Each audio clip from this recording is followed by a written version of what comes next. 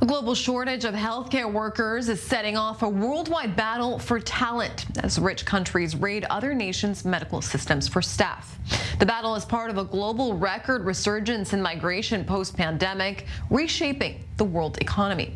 The competition has helped countries such as the United States and Australia replace some nurses who quit in record numbers during the height of the COVID-19 pandemic. Between 2020 and 2021, the United States lost more than 100,000 nurses, the largest decline on record. Hospitals have struggled to rebuild normal staffing levels and morale. Improved salaries and working conditions have since drawn back some workers, but shortages remain. Wealthy countries luring medical staff from abroad is attractive because it can take years to train nurses and doctors.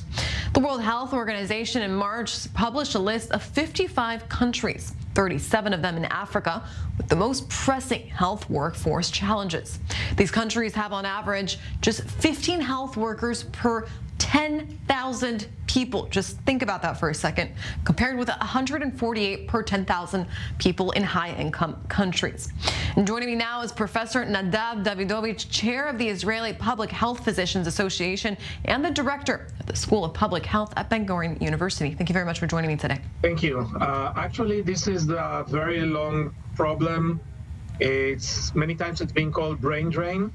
And as you said, the developing countries or poor countries are suffering most. The issue is that now Israel maybe can start suffering from this problem, especially since many of our graduates are coming from abroad. There's not enough position here to study medicine, for example. So 60% of graduates are coming from abroad, and many are considering maybe to stay.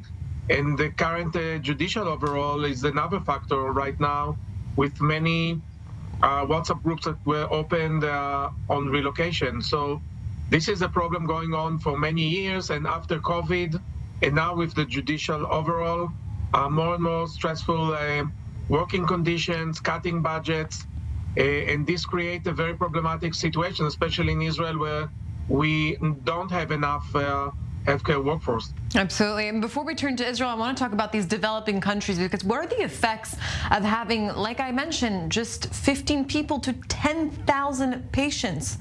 We just finished at Ben-Gurion University yesterday a global health summer course. We discussed this issue, and some of the students are coming from African countries, Nigeria, Zimbabwe, Kenya, and there are not enough people to be in the healthcare, and it's a vicious circle because many that are leaving, those who remain are facing even worse conditions. Absolutely. And then looking here in Israel, Israeli healthcare workers have gone on strike numerous times over the years over pay, long hours. They're putting in so many long shifts for essentially not much pay. Give us a picture here of what the situation here is in our hospitals. The problem that we are the second in the OECD with physicians that are over 55 after Italy.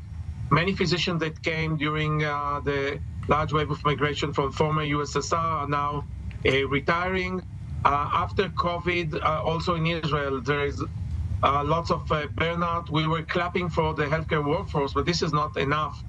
And the problem is even worse because when you're going to the periphery, either in the south, in the Negev, where we are at Ben-Gurion University, or in the north, sometimes the number of per capita of physician nurses there is almost half than in the center. We just heard in the last few days very senior people that are leaving, but actually are much more stressed by young people that joined relocation groups because of the current political situation. We need to understand that this is something that we need to invest for the future, because otherwise we are going to stay with not enough workforce. This is the meaning of it is long waiting times, and of course rich people that can go to the private practice are going to be less affected, and of course those in the periphery, poor people, they are going to suffer most.